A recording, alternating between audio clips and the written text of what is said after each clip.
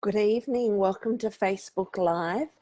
I'm here tonight to chat with you about why women are attracted to unavailable men. My name's Martina Hughes. I'm your love, intimacy and relationship coach and the founder of Tantric Blossoming. So this is a really large topic and quite significant for a lot of women.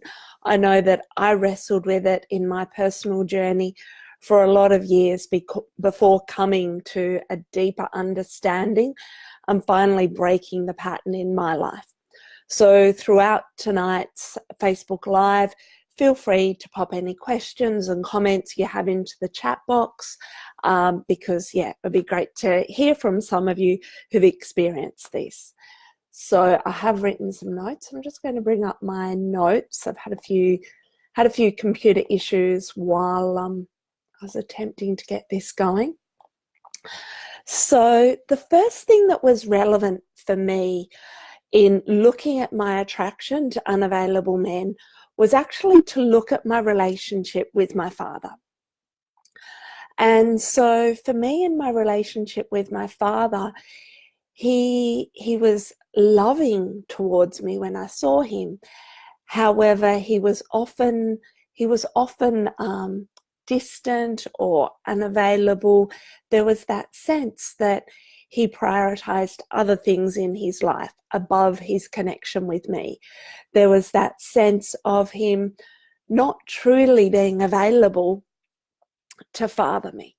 And some of the conflicts that my father and I had, he actually prioritized other people's feelings, his own feelings. In instances where I had a disagreement with a cousin, he prioritized her feelings above mine. So here was this pattern for me with the first significant man in my life being somebody who would prioritize other things ahead of his relationship with me. So on one level, I knew that my father loved me. On another level, there was a sense that I wasn't very important to him. There was a sense that our connection and our relationship wasn't high value to him. So from that place, it set up a dynamic in me of always looking to prove my worth, of looking for ways to prove my value. And what often happens, and was definitely the case for me, is that the choice of men in my life came from the place of the child inside of me still trying to get daddy to love her, still trying to get daddy to show up, to be present, to be available, and to be there consistently. So there'd be this aspect that ran throughout a lot of my adult life of choosing men who could show up in a certain way, but would be limited when it came to long-term commitment. Men who were limited when it came to planning a future or fully choosing me to create a life with. Now, this was really confusing for me because for the most part, I knew that I really, really longed for a deep, ongoing, committed relationship. That longing for committed relationship was very strong, alive, and present in me. So in my mind, I had myself convinced that I was doing all the right things. I was showing up and being there for a relationship and wanting a relationship. So then why was it that men would often walk away from me? Well, the men I was attracted to would walk away from me, and the men who were attracted to me, I would end up walking away from. So there was this ongoing dynamic where the ones I wanted to create a future with didn't want to create a future with me. And then the ones who saw a future with me, I didn't see a future with them. And so I went through many, many layers of healing and many layers of looking at my relationship with my father to go, okay, here's this young girl, this part of me that has been frozen at quite an early age, who is still looking for a man to say, I'm here for you, I've got you. And in actual fact, there are a few things that would happen in that scenario where I would actually outsource parts of myself to a man, expecting a man to validate me, expecting a man to support me, to feel worthwhile, to feel validated, to feel good about myself. And that's a lot of pressure for a man. So when I'm turning up and handing over my self-worth, my validation to somebody else, that kind of pressure can be enough to cause a man to run in the opposite direction. There was a sense of me needing more from a man than what he was able to provide. There was also that sense of the little girl inside of me wanting to be right as well. So she wanted to be loved, but she wanted to be right. And the little girl inside of me carried a very strong story of not being lovable, of not being good enough, of not being worthwhile for daddy's love. So each time a man walked away from me, then I could go, there was that part where the little girl inside would go, oh yeah, I was right again. I'm not worthy. I'm not good enough. I don't deserve to be loved. And then I would spiral down and down and down into that hole again, with that sense of feeling like my whole life fell apart when a relationship ended, because I wanted and needed so much from a relationship. I wanted and needed so much from that connection that it then left me feeling bereft and heartbroken when it didn't eventuate in the direction I wanted it to go. At some point, I remember having an astrology session, and some of you might be familiar with Daniel Suelu and his work. And I remember having a session with Daniel, and Daniel saying to me, you'll be attracted to some quite strong and powerful men, and they will cause strong catalysts in your life. They'll be strong activators for part of you. However, ultimately, those kind of men are going to be unavailable. And the rest of what Daniel said was that at some point I would have to face the part of me that was unavailable. And I remember at the time going, that's not true. I know I want a relationship. I show up.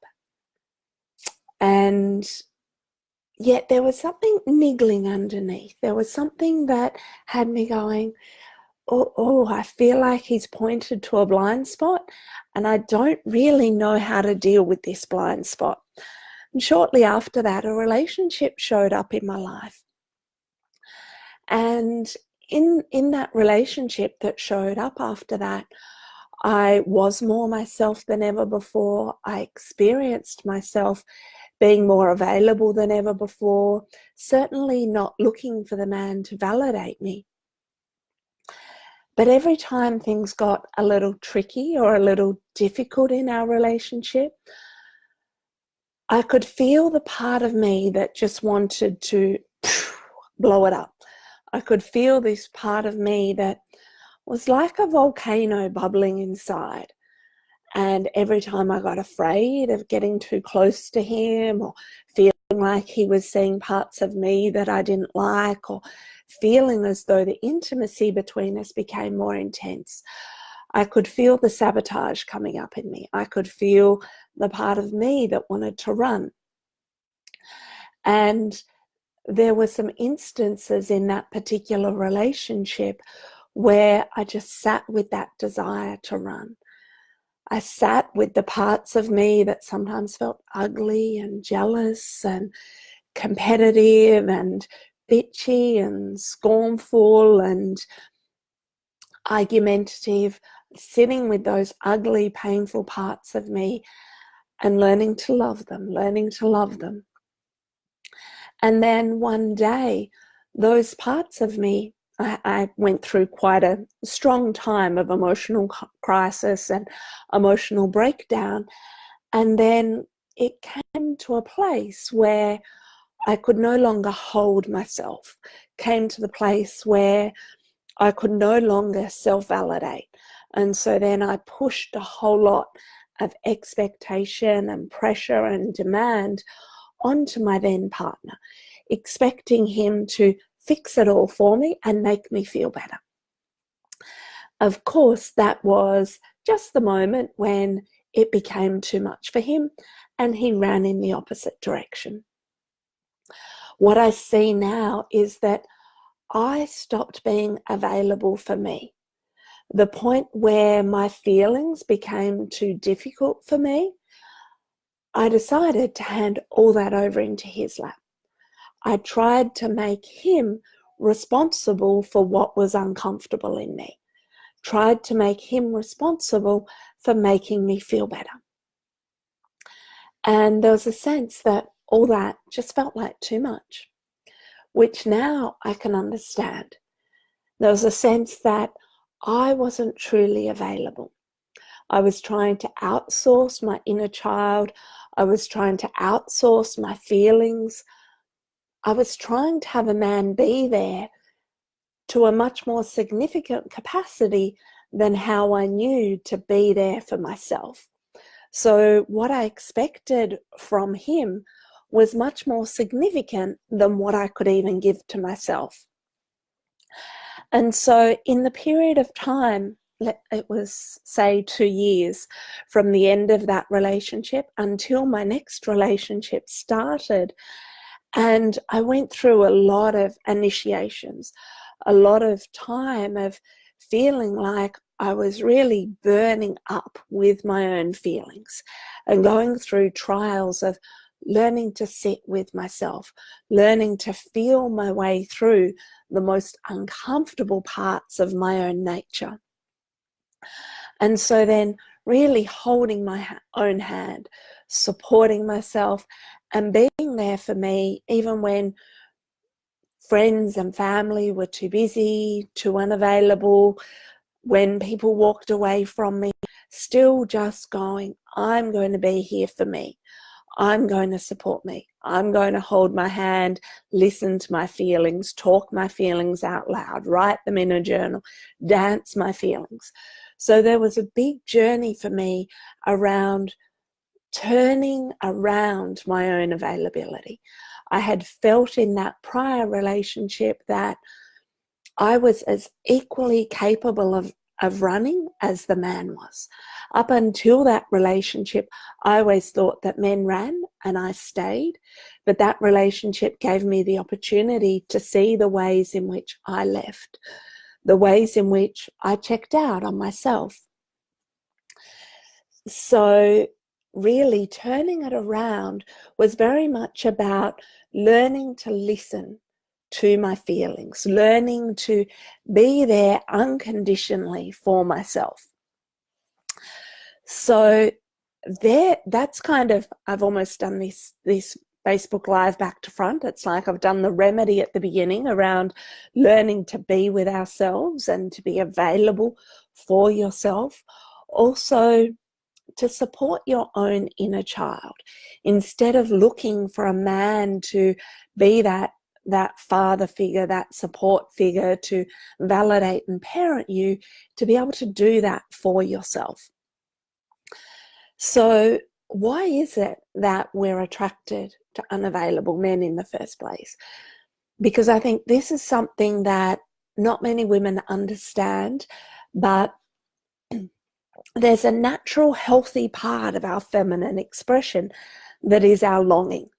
So I'll try to explain longing in a simple way. It's actually quite a deep and profound topic to explore. But essentially our longing is our desire for union. So it can be our desire for union with ourselves, with a significant other, with God, the universe, with all of existence. So our longing is our feminine desire to expand and to know ourselves as more than this current human form. Our longing is our desire to be opened beyond what we currently, or who we currently know ourselves as. And so what will happen when a woman is around a man who feels unavailable? Her heart rate will quicken. There'll be a sense of like, and the longing gets activated. Now, the bit that nobody ever told us is that that quickening of the heart rate, it comes from adrenaline. We think it signifies desire or lust or in love, but that quickening of the heart rate is adrenaline. And adrenaline is all about fight or flight. Adrenaline is about our capacity to protect ourselves. So essentially, when that adrenaline starts, it's a good signal that you probably should be moving away from that man. Now, often we fall in love or think that we fall in love with somebody because there's this constant adrenaline buzz. But the adrenaline buzz might well be telling you to move away from that particular man. So learn to know the difference between when you feel unsafe and uncomfortable around a man and your adrenaline's kicking in, or when you feel that you can be wholeheartedly yourself around somebody. If you feel that you're comfortable, relaxed, open, expressive, and you can be your true self, then there's a good chance that that man's available. For the women who are listening to this, maybe just type in, yes, I relate, or something like that, if this makes sense for you. So the adrenaline buzz, we often think is about falling in love, but in actual fact, the adrenaline buzz can be a sign of danger. The thing that I knew when I met Rod that made my connection with Rod different was that I felt myself drawn towards him. I felt desire, attraction, polarity in my body, and I felt safe at the same time. And I think this is one of the things that is not very well understood, is that we can have polarity and attraction, and we can feel safe and be ourselves. It's often the case that women look for the bad boys because there's that sense with the bad boy of high attraction, high adrenaline buzz. But often with the bad boy, we go into that mode of like, how can I make myself be the woman that you're looking for? Which is not supportive to us being the best version of our feminine selves. So we've got quite a few responses. Gail, Andrea, Justine, Deborah, all saying yes, they agree and relate to that. So yeah, it's good to really understand the difference between the adrenaline buzz and the sense of attraction, polarity that can support you to feel safe and comfortable, that you can be yourself around somebody.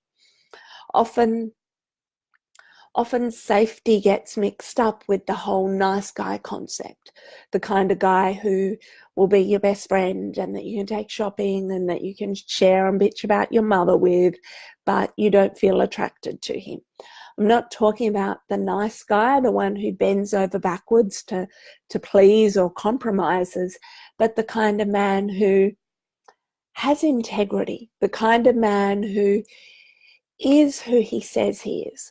One of the things that I know from my past and also from looking at lives of my female clients and female friends is that often the unavailable men will say everything a woman wants to hear. There'll be discussions about the future and families and what we're going to create together.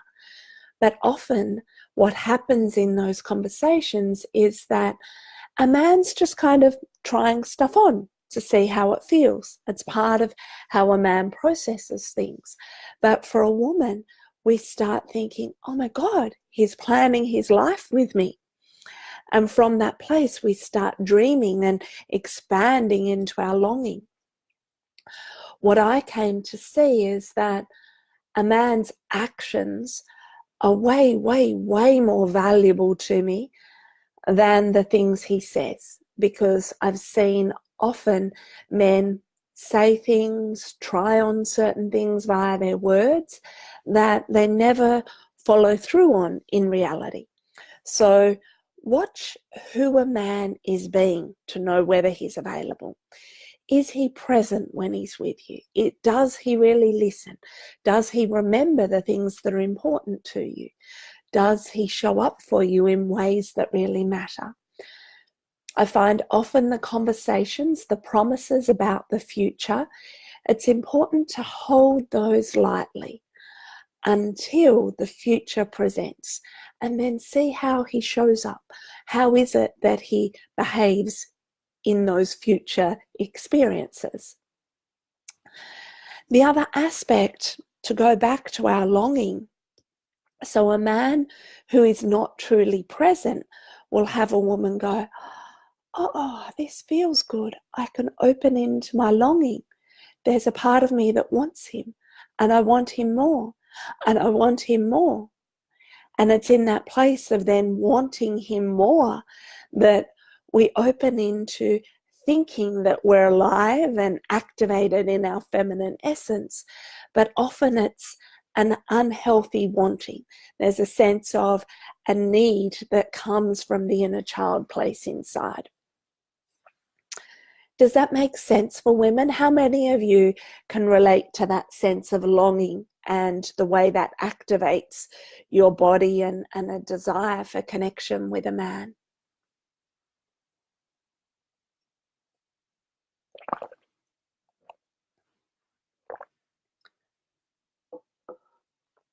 I was explaining to a client the other day on the phone, is that often in new connections, we can start feeling needy. There can be that sense of like, oh, I want something from him. I feel needy. I'm looking for something. And needy is it's a superficial feeling. And the neediness is really something that we need to support in ourselves. So if I feel needy, I'll do things like dance or go for a walk or write in my journal or do things that make me feel good so that I don't make a man responsible for my neediness. But equally, if I give myself space, instead of fighting the neediness, when I was younger, I spent a lot of time trying to pretend that I wasn't needy. So fighting and pushing and rejecting that part of me. But by embracing my neediness and learning how to self-soothe, how to hold myself, how to take care of my feelings, then I could drop through the layers into the deeper aspects of my feminine longing and recognize that through my own feminine practices, I could waken up that feminine longing.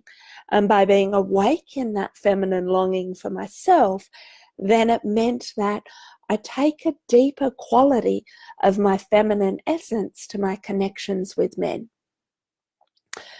Both Justine and Deborah are saying that they relate a lot to that aspect of feeling the need and the longing alive.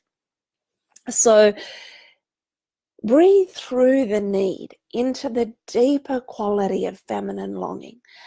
And one of the practices that my mentor gave me a few years back was to let that longing be alive in everyday ways. So falling asleep at night, imagining myself being held by a lover, going out for dinner, whether it was with friends or alone, that going out and imagining being out for dinner with my intimate partner there, walking down the street or going and sitting in a park, and imagining doing those things with my intimate partner. So it allowed space for cultivating healthy versions of the longing, knowing that I could hold myself and I could hold space open in my life for a man to be there, instead of being the superwoman type that would have in the past gone, no, I'm fine, I don't need a man.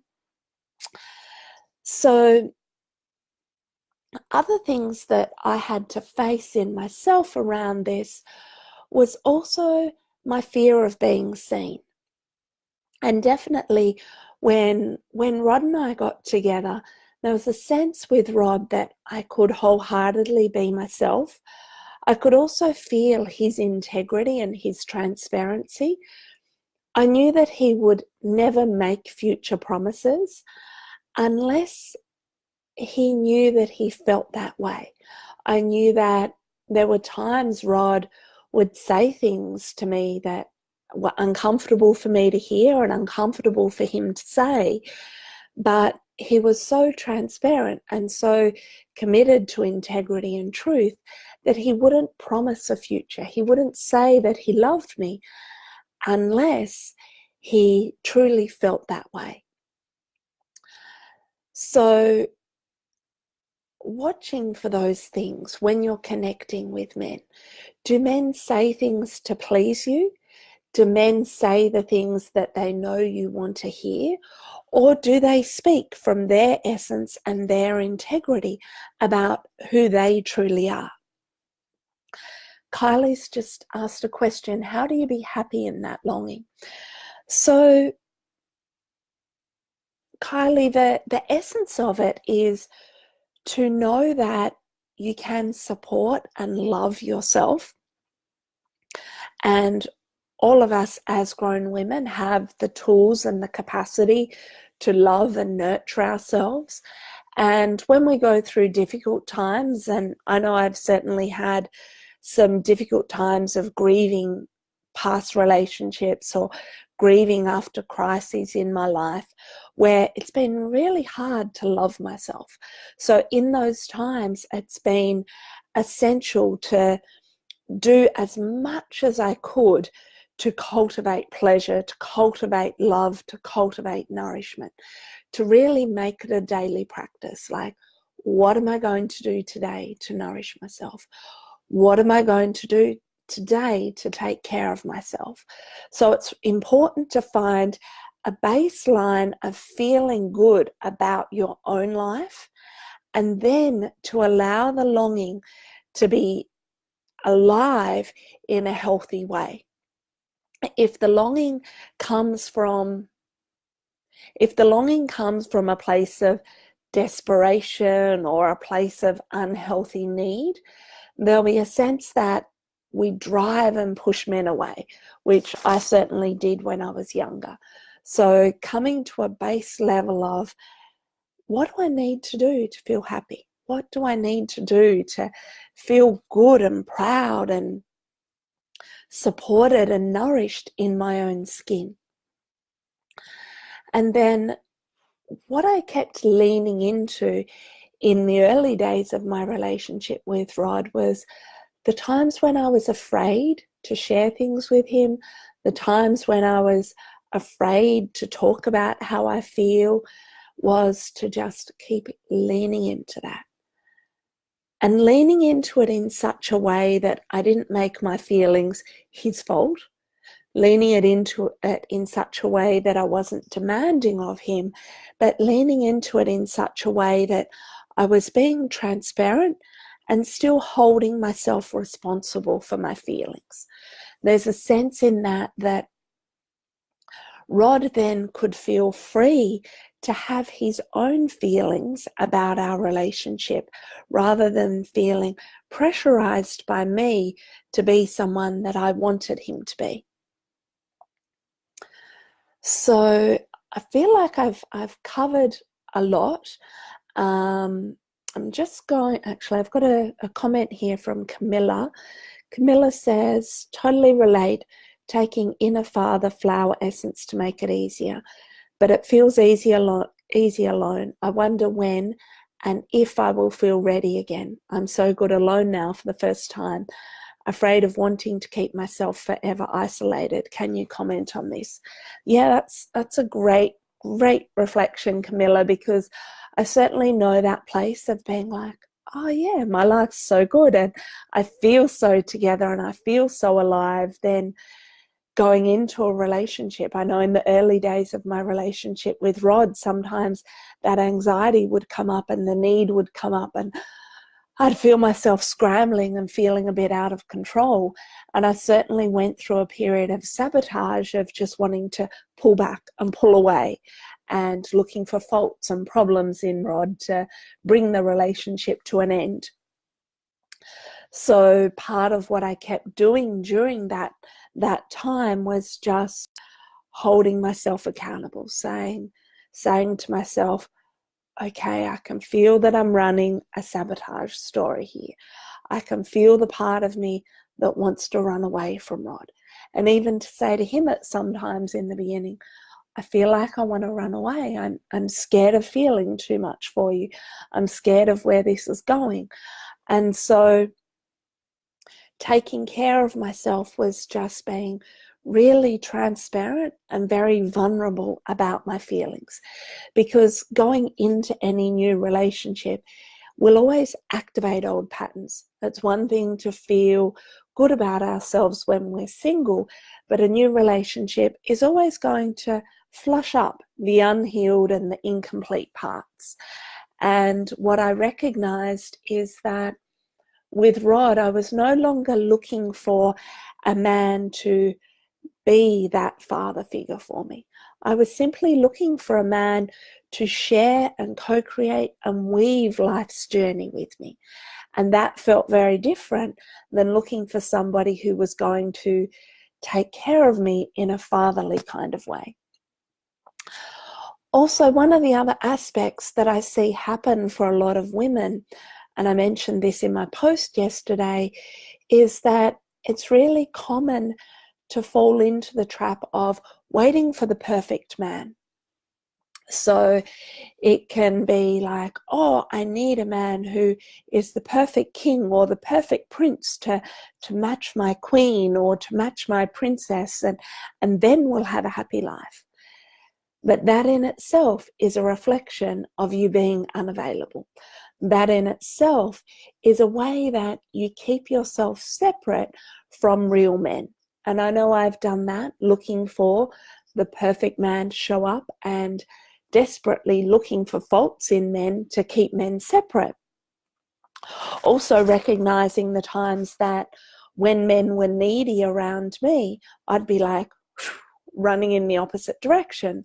But equally, I could do the pattern of being needy to other men who would then go and go in the other direction. Deb says, I want a friend who becomes a lover, not a lover who becomes a friend. Excellent, excellent. That's great, Deb. And I think that aspect of friendship is really, really important to have, because when our relationships start from the place of sex, then we're not even really sure who each other is, because as soon as sex is in the picture, hormones are activated, and then it clouds our capacity and ability to see each other clearly. But if we take time to see and feel who a man is, get to know how he is after he's had a bad day at work, see how he is in the midst of an uncomfortable conversation, see how he responds when we're having a bad day ourselves, see how he is when there's a difference in values or opinions. So getting to know a man as a friend, there can still be attraction and intimacy present, but building a foundation of friendship so that you know you can have the difficult conversations, you know you can walk through those places together, is incredibly valuable. Sometimes I think, and this has been true for my last 2 relationships, but it's also something that I share with friends and clients, and that is to wait a period of time before becoming sexually intimate. It might sound old-fashioned, but I know for me what would happen is that I've often started relationships from a place of really high sexual chemistry, and then choosing a man simply because I had good sexual chemistry with him. And then all the hormones are alive and there's that sense of like, I just want to be close to him, which is not a very accurate reflection of who makes a good partner.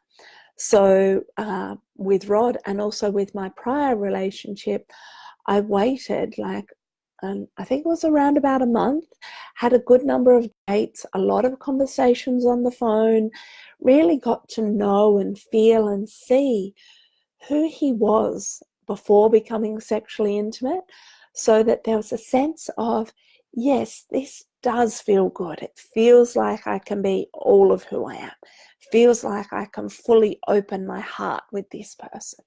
So in that, there was a lot more capacity for me to then be the woman that I want to be in a relationship.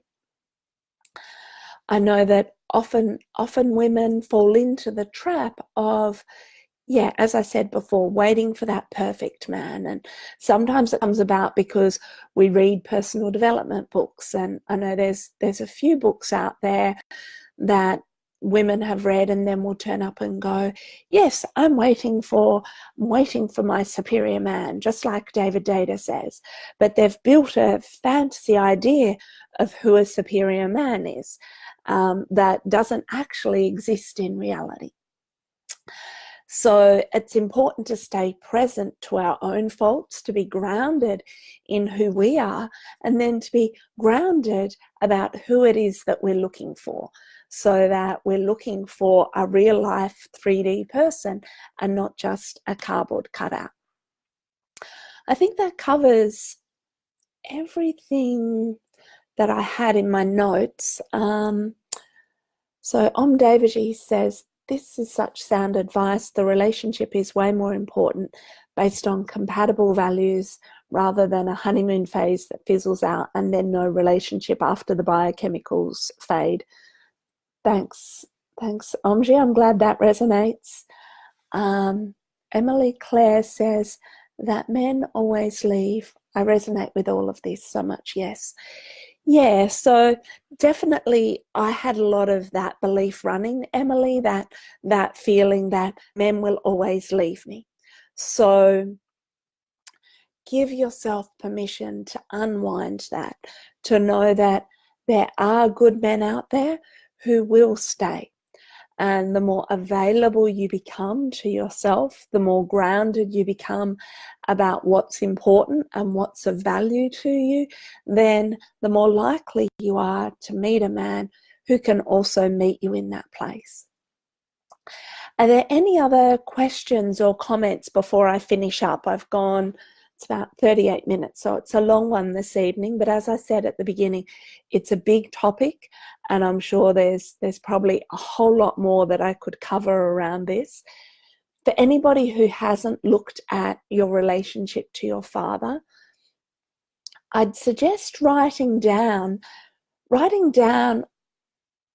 what were the needs that were unmet from your father? What are the buttons that still get pushed today with your father? What are the ways that you took on parenting yourself at a young age? Because often when we take on parenting ourselves at a young age, there can then be a tendency to look for somebody else to parent us when we're grown up. Jeff says, totally loved this, lots in it for men too. Awesome, I'm glad that worked for you, Jeff. Kath says, tuned in too late, we'll have to watch it from the beginning later. Excellent. Well, thank you so much to everybody that joined in tonight. It's been an absolute pleasure being back and joining you all. I will be back to doing Monday night lives now. I'd had a break for a little while, but feeling more in flow again now. The other thing that Rod and I are going to start sharing from this Friday night, we have 5 videos from the Men in Love talk we did a few months back. and I've been trying to come up with the perfect strategy for sharing these beautifully filmed videos. And instead of waiting for that perfect strategy to fall into place, I've decided just to get the videos out there so that people can be enjoying and sharing them. So watch out. We're going to be launching those videos starting this Friday night on Facebook. So if you have some quiet time Friday night or on the weekend, do watch the first of our Men in Love videos, and know that we'll be releasing one part each week for the next 5 weeks.